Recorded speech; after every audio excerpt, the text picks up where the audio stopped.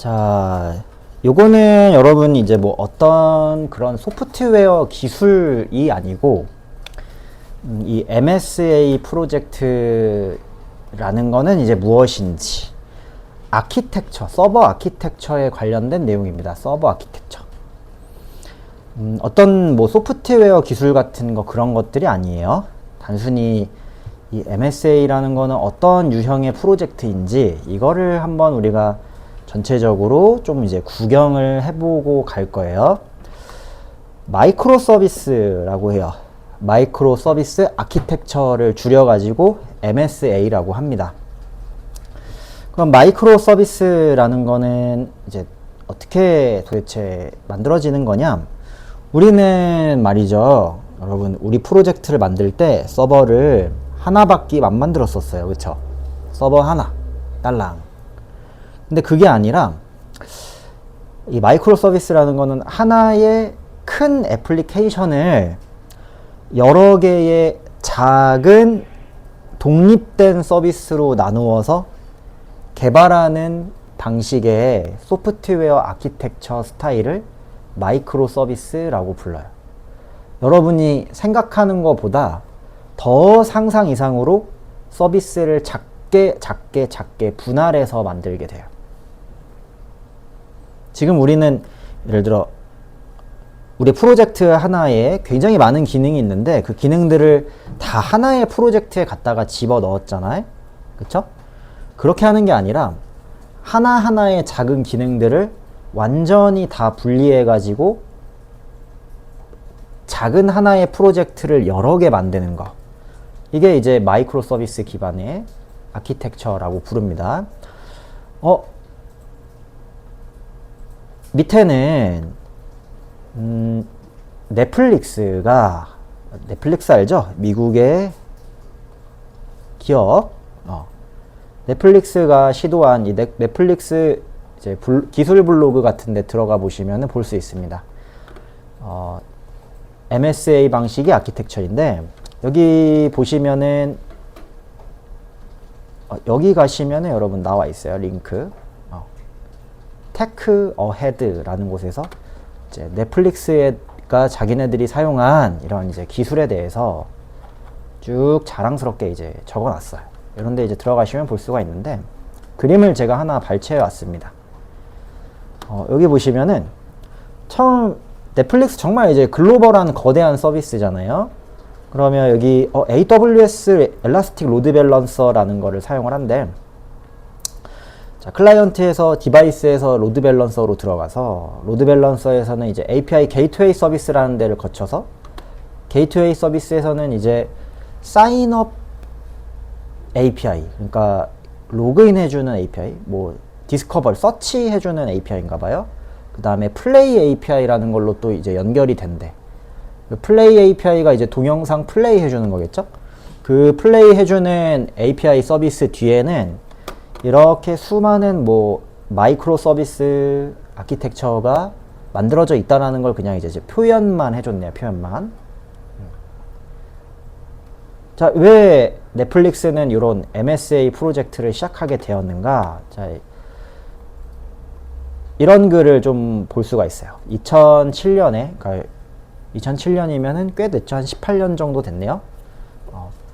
데이터베이스에 굉장히 큰 장애가 생겼었대요. 2018년도. 그래가지고 이 심각한 장애 서비스를 겪고 나서 일단 이거는 우리가 해결할 수 있는 문제가 아니다. 클라우드로 빨리 전향을 일단 시키자 라고 해서 클라우드의 필요성을 느꼈고 그 다음에 빠른 배포 그 다음에 서로 영향을 미치지 않는 아키텍처를 이제 고수하기 위해서 MSA 프로젝트로의 전환을 하기로 마음을 먹었대. 그래서 몇 년에 걸쳐서 이 서비스, 거대한 서비스를 만들어내는데 7년에 걸쳐서 클라우드 환경으로 이전에 성공했다라고 알 수 있어요. 그래서 물론 제가 해석한 건 아니고 번역기가 해줬지만 말이죠. 일단 여러분 이 마이크로 서비스가요, 장점이 있고 단점이 있습니다. 이거부터 정확하게 알고 여러분 쓰셔야 될 것 같은데, 배웠다고 해서 여러분 무조건 막 쓰라는 건 아닙니다. 일단 여러분 마이크로 서비스를 쓰는 기업은요, 작은 기업이 없어요. 작은 기업은 쓸 필요가 없거든. 쓰지가 아니고 쓸 필요 자체가 없습니다. 쓸 필요 자체가. 큰 기업, 여러분이 생각하는 큰 글로벌한 그런 서비스를 가지고 있는 회사들 있죠. 일반적인 소규모 기업 말고 큰 기업들, 이름 들어봤을 법한 그런 회사들은 필연적으로 마이크로 서비스를 써야 된다라고 되어 있어요. 그렇지 않으면은 하나가 이제 무너지기 시작하면 모든 서비스가 다 무너지기 때문에. 그래서 비용, 이게 제가 실제로 돌려봤어요. 여러분을 가르치기 위해서 하나하나씩 한 땀 한 땀 한 땀 한 땀 이제 예제 코드를 만들어서 진짜 한번 돌려봤는데 24시간 켜놓는데 3만원 나왔습니다. 24시간에 하루 켜놓는데 3만원 정도의 비용 청구가 나오거든요. 나중에 그래서 해보시면 아시겠지만 비용적인 측면이 거의 한 10배 정도, 지금 여러분이 한 거에 비해 10배 정도 더 들어가는 그런 유형이다 보니까 당연히 작은 기업에서는 선택할 일이 없는 거야. 큰 기업에서만 선택을 하게 되는 거죠. 그러면은 도대체 왜 마이크로 서비스는 어떤 장점이 있냐? 첫 번째로 높은 응집도, 하나의 비즈니스 로직, 예를 들어 뭐 주문이 있고 결제가 있고 뭐 배달이 있고 유저 서비스가 있다. 이게 원래 보통은 하나의 프로젝트에 뭉쳐 있죠. 그쵸? 근데 하나의 비즈니스 로직을 하나의 마이크로 서비스로 처리한다. 이거는 유저 서비스 프로젝트로 따로, 유저 서비스, 그 다음에 뭐 오더 서비스 프로젝트로 따로, 그 다음에 페이먼트 서비스, 결제 서비스 프로젝트로 따로 만들고, 그 다음에 뭐 딜리버리 서비스 프로젝트로 따로 만들어 가지고 각각 비즈니스 코드들을 분리한다라는 게 되는 거야. 하나의 프로젝트에 있는 게 아니라 이거 자체가 하나하나가 뭐가 된다고요? 프로젝트가 됩니다. 관련 있는 거는 최대한 모아놓게 한다. 그 다음에 낮은 결합력. 낮은 결합력이라는 게 이제 우리 마이크로 서비스의 장점이라고 볼 수 있는데, 이렇게 우리가 분리해가지고 여러분 서비스를 만들게 된다면, 분리해서 서비스를 만들면 좋은 장점이 당연히 있습니다. 예를 들어 뭐 주문이 있고 결제가 있다고 할게요. 근데 만약 이 주문과 결제가 하나의 프로젝트에 같이 담겨 있다면은, 주문과 결제가 하나에 담겨 있어요. 여러분이 여태까지 했던 프로젝트의 유형, 그쵸? 주문 프로젝트에서 고장이 났어요. 여기가 주문 부분에서 고장이 나가지고 서버에 장애가 생기면 이 장애는 어디로 다 전파가 되겠어요? 프로젝트 모두에게 다 전파가 되고 여러분 프로젝트는 마비가 되겠죠. 한 방에. 그럼 나머지 잘 돌아가고 있는 모든 서비스가 다 어떻게 돼? 다 같이 죽어버리는 거야. 그럼 서버가 어떻게 해야 돼요? 빨리 긴급으로 나가가지고 다시 껐다 켜서 돌아갈 수 있게끔 해결을 해야 된단 말이야. 자, 근데 마이크로 서비스로 만들었다? 주문이 있고 결제는 또 따로 만들었어요? 주문이 고장났어. 그러면 딱 그냥 뭐만 고장나는 거야? 주문 프로젝트만 그냥 고장나는 것 뿐이에요. 결제라든지 나머지 또 다른 그런 프로젝트들은 여전히 살아있다라는 거죠. 그쵸? 대신에 이렇게 여러분이 마이크로 서비스를 만들 거다라고 하면은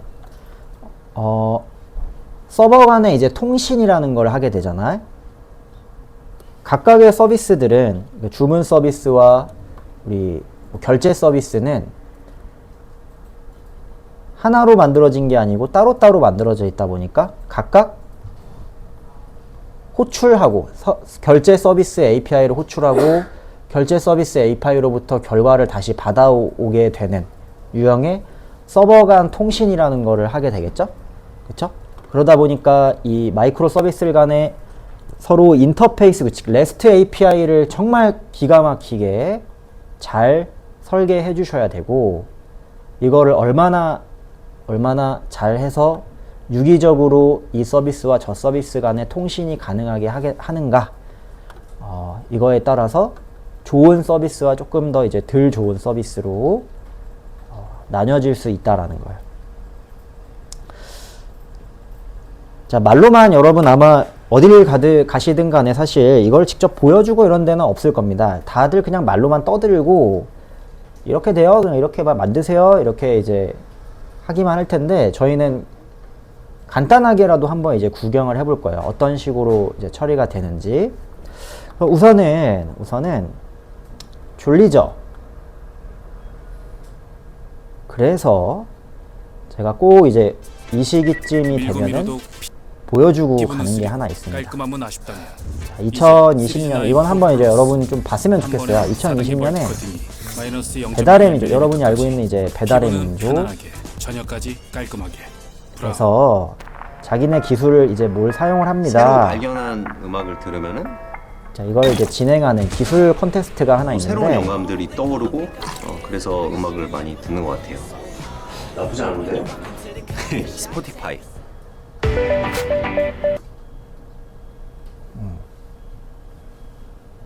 혹시 보신 분 있어요?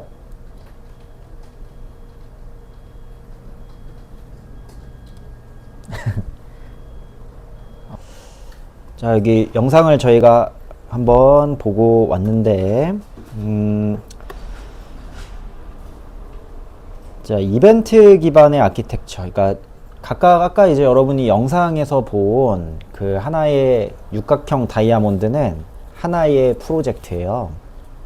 주문 프로젝트 하나, 배달 프로젝트 하나, 뭐 가게 프로젝트 하나, 뭐 업주 광고 프로젝트 하나, 리뷰 프로젝트 하나, 이런 식으로 수십 개가 모였다라는 거지, 그 프로젝트가.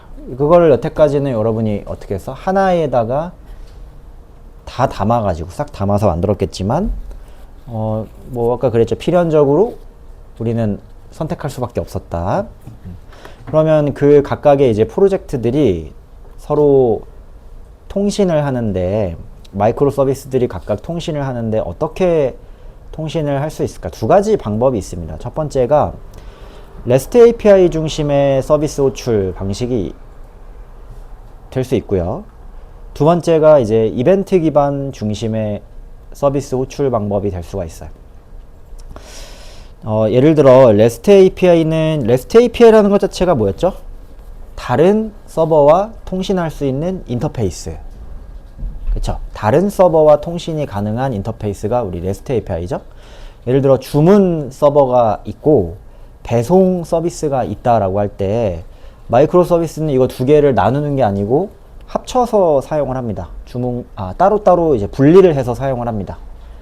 주문 서비스 하나, 배송 서비스 하나. 자, 그러면 이제 주문 서비스가 주문이 들어왔다? 그러면 배송 서비스의 API를 호출해가지고 배송 서비스가 이제 데이터 전달을 받고 뭐 배송이 이제 시작이 될 거란 말이지. 근데 이게 문제가 있어요. 이렇게 REST API 기반으로 서버 간 호출을 하다 보면은 배송 서비스에 예를 들어 장애가 생겼다, 죽었다, 서비스가 다운이 됐습니다. 서비스 다운, 배송이. 그러면 이 주문 서비스에서는 한 번만 그냥 호출해보고 얘한테 문제 없죠. 호출한 사람한테 문제가 나오는 건 아니야. 난 전달했어, 분명히. 얘가 분명히 데이터 전달을 했어요. 근데 얘는 다만 뭐해서 서비스가 죽어있는 상태여가지고 메시지를 받지 못했다 이거야. 그러면 뭐가 되겠어요? 우리 한번 실제 시나리오를 한번 연결을 해보면, 여러분이 주문을 집어 넣었다? 배달의 민족 같은 데서 이렇게 주문을 해가지고 딱딱 눌렀어? 그러면 주문 요청은 들어갔어. 데이터베이스에 주문 요청은 남아 있어요. 근데 자, 배송 서비스로 연결이 되려면 주문해서 사장님이 그걸 받아가지고 사장님이 이제 배송 서비스로 연결을 해줘야 되잖아, 그쵸? 근데 주문은 들어갔는데 뭐가 안 돼? 배송이 시작되지 않는다라는 거야.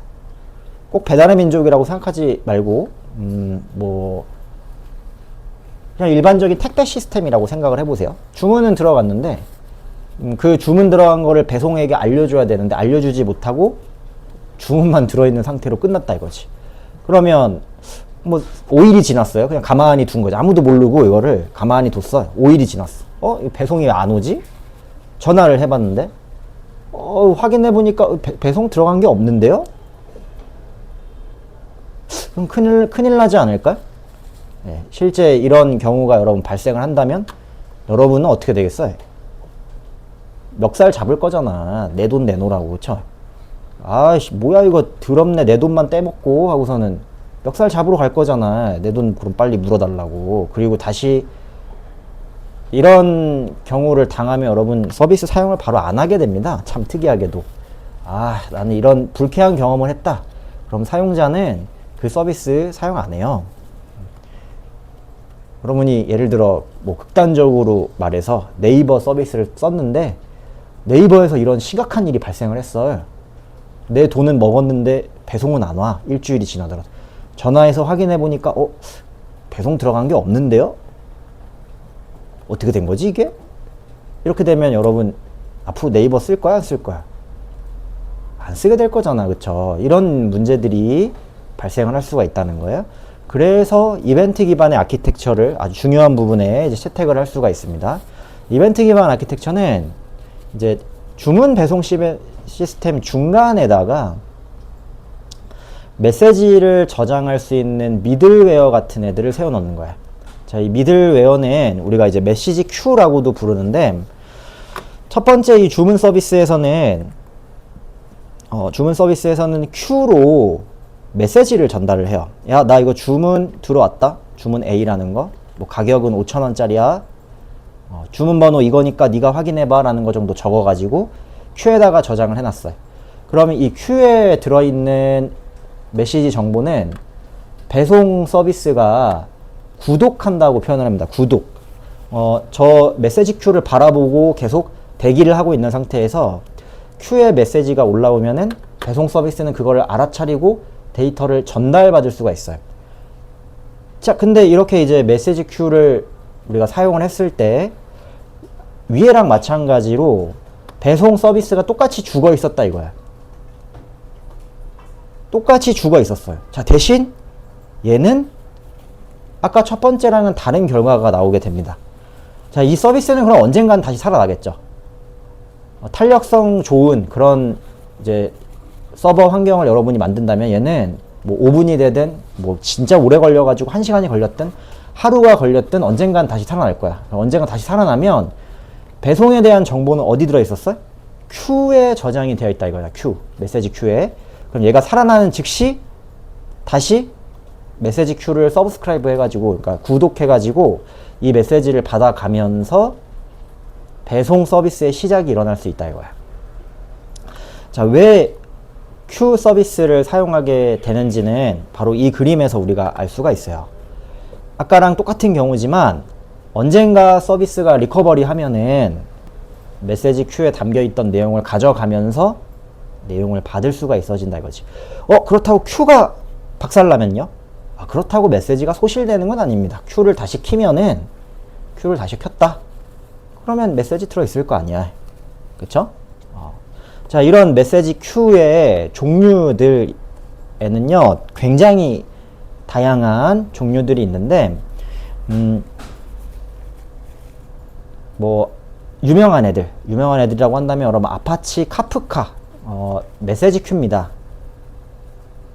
아까 동영상에서도 말을 해줬어요. 여러분이 들었는지 안 들었는지 모르겠지만 카프카가 아직 생기기 전이어서 저희는 SNS SQS를 썼습니다. 이제 이렇게 말했는데 그때 당시만 하더라도 카프카가 이제 기술자들이 없었거든요. 카프카에 대한 것도 불과 5년 전이야. 5년 전만 하더라도 그 카프카에 대한 이해도를 가지고 있는 사람들이 많이 없었고 뭔지도 몰랐고 그래서 이제 얘는 배제하고 뭐 다른 걸 썼다 이렇게 돼 있는데 그런 이제 유명한 기술 중에 이제 아파치 카프카라고 하는 메시지 큐가 있어요. 그 다음에 뭐 AWS의 아마존 MQ 같은 거 이런 것도 이제 메시지 큐고요. AWS의 SNS SQS 이런 것도 메시지 큐를 말하는 겁니다. 지금 방금 설명했던 이런 메시지 큐예요. 또는 뭐 RabbitMQ, ActiveMQ 등등등등 이 큐 서비스는 상당히 많이 있어요. 중간에서 이 데이터를 받아줄 수 있는 미들웨어 이런 애들이 있습니다. 나중에 여러분이 뭐 그래서 뭐 저희는 이런 기술 써요 이렇게 적어놨을 때 그게 이제 뭔지 안다면 그게 큐라는 걸 알고 있다면은 나는 큐를 써본 경험이 있습니다. 이렇게 이제 되는 거죠. 자, 그러면 우리가 이제 이 마이크로 서비스 아키텍처를 제가 간략하게 진짜 초소형으로 만들어 가지고 어떻게 서버 간 통신을 할 수 있고 메시지 큐라는 거는 어떻게 사용할 수 있으며 그 다음에 이제 레디스라고 하는 데이터베이스도 한번 우리 같이 사용을 해볼 건데 자, 이 레디스도 MSA 방식에서 MSA에서만 쓰는 건 아닙니다. 레디스라는 데이터베이스가 있는데 이 레디스 데이터베이스는 메모리 데이터베이스라고 해요. 이 메모리 데이터베이스는 파일 형태로 이제 데이터를 저장하는 게 아니고 뭐 메모리 우리가 이 레디스를 켰을 때 여기에 이제 기록되는 거는 메모리에다가 빠르게 저장해 가지고 매우 빠른 성능을 제공해주는 데이터베이스라고 볼 수가 있습니다. 근데 이제 어떤 유형의 데이터베이스냐면은 우리가 여태까지 공부했던 RDB가 아니라 NoSQL이라고 해요. NoSQL. NoSQL은 관계형 데이터베이스가 아닌 이제 빅데이터를 저장하는 용도의 데이터베이스인데 NoSQL. 얘네들은 성능이 굉장히 빨라요. RDB보다 훨씬 더 빠른 성능을 자랑하지만 키, 콜론, 평문, 값으로 이루어진 유형이라서 기능이 좀 제한적이야. 그러니까 우리가 값을 찾을 때 이 RDB 같은 경우는 이제 뭐 인덱스라든지 프라이머리 키 이용해가지고 데이터를 셀렉트 하잖아요. 얘는 무조건 데이터의 구조가 키는 값으로 생겼어요. 그래서 키를 이용해가지고 단 한 번에 찾는 이제 해시 방법을 이용해서 셀렉트가 무지막지하게 빠른데 그 키를 찾았을 때 이 평문으로 만들어진 이제 제이슨 같은 데이터들을 한 번에 갖고 와가지고 그걸 다시 해석해서 쓸 수 있게 해주는 그런 유형의 빅데이터를 저장하는 그런 데이터베이스라고 볼 수가 있겠습니다. 이 평면은 엄청나게 많은 양의 데이터를 저장할 수 있어요. 예를 들어 채팅 내역 같은 것들도 통으로 그냥 저장을 시켜버릴 수도 있고 로그 데이터 같은 거 이런 것들도 통으로 저장해 놓을 수 있고 그래가지고 뭐 데이터 분석에서도 굉장히 이제 많이 사용되는 유형의 그런 데이터베이스라고 보시면 됩니다. 관계형 데이터베이스가 아닙니다. 아까 영상에서는 이제 설명할 때 AWS의 다이나모DB를 설명했는데 다이나모DB가 NoSQL이에요. NoSQL. AWS에 가시면 똑같이 보실 수가 있습니다. 그래서 보통 이제 어떨 때 좀 사용할 수 있냐면은 이제 채팅 메시지 같은 것들도 저장할 수 있다 그랬죠? 그리고 이제 일반적인 역할, 레디스에 이제 많이 사용하는 일반적인 역할은 서버 간에 로그인된 결과를 그럼 우리가 어떻게 사용할 거냐? 예를 들어 A 서버 있고 B 서버 있고 C 서버가 있어요. A 서버의 세션에다가만 저장해 놓으면 B 서버에서는 로그인이 된지 안 된지 모르잖아. 그쵸? 그래서 로그인에 대한 인증 정보 같은 것들을 레디스라고 하는 데이터베이스에다가 인증값을 저장을 해놔. 그 다음 B 서버가 레디스를 한번 뒤져가지고 이 사람 로그인 되어 있네? 오케이. 통과. C 서버에서도 중요한 걸 확인할 때 레디스를 한번 뒤져. 그 다음에 이 사람 로그인 되어 있네? 통과. 이런 식으로 사용을 하는 용도가 될 수가 있겠어요. 자, 우린 두 개를 한번 사용을 해볼 거예요. 레디스를 사용해 볼 거고 메시지 큐라는 것도 사용을 해볼 겁니다. 자, 두 가지를 한번 사용을 해볼 건데요. 제가 프로젝트를 하나하나씩 여러분 일일이 다 짜려고 보니까 프로젝트가 다 4개가 나와요. 4개. 4개가 나와서 어쩔 수 없이 다 만들어 놨습니다. 우리는 다운을 받아가지고 프로젝트 4개를 연계를 한번 시켜볼 건데 다운을 받아서 제가 이렇게 연결돼가지고 이렇게 호출되고 일로 데이터베이스가 들어가고 이런 것들에 대해서 이제 설명을 해드릴 테니까 잘 따라오시면 돼요. 여기서부터는 사실 코드로 작성하려면 여러분 어마무시하게 프로젝트를 계속 만들어 나가야 되거든. 그래서 제가 미리 다 4개의 프로젝트를 만들어 놨습니다. 그리고 우리한테 필요한 거는 이제 레디스라는 애를 사용을 할 거니까 레디스를 설치를 하나 할 거고요. 그 다음에 메시지 큐 사용을 할 거니까 레비뎀 큐라는 걸 일단 설치를 해가지고 한번 확인을 해볼 거예요.